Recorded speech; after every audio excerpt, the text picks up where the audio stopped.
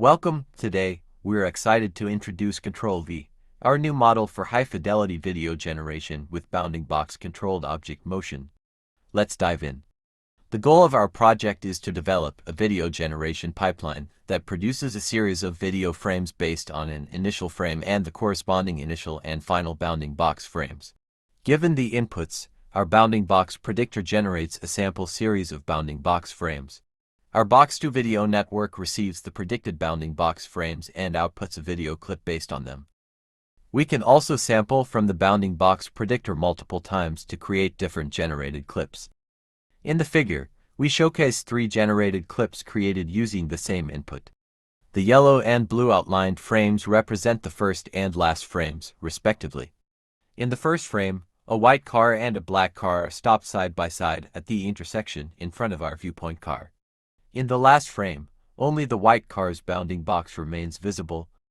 In the red bounding box sequence generated by the bounding box predictor, a third car enters the frame from the left side of the white car and then exits the frame.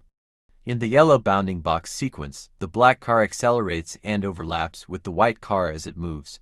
In the green bounding box sequence, our viewpoint car moves forward, and the black car remains stationary at the intersection while the white car speeds up and drives away. This demonstrates that our model can produce a wide variety of videos based on a single input. Here is an example output from our model. On the top left is the ground truth bounding box sequence, and on the top right is the corresponding ground truth video clip. On the bottom left is a sample of the predicted bounding box sequence, and on the bottom right is the video generated based on the predicted bounding box sequence. Here is another example of a generated clip. The ground truth bounding boxes, the ground truth clip, the predicted bounding box sequence, and the clip generated based on the bounding box sequence. Our generation pipeline can produce outputs based on both 2-dimensional and 3-dimensional bounding boxes. Here we showcase more of the generated clips.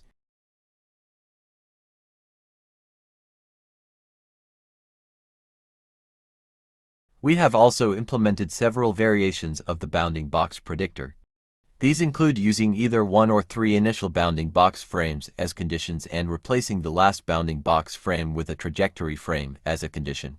A trajectory frame is a frame where only the midpoints of the bounding boxes are plotted. The top left image illustrates an example of a trajectory frame. The 3 video clips on the screen are generated examples of using 3 initial bounding box frames and 1 final trajectory frame.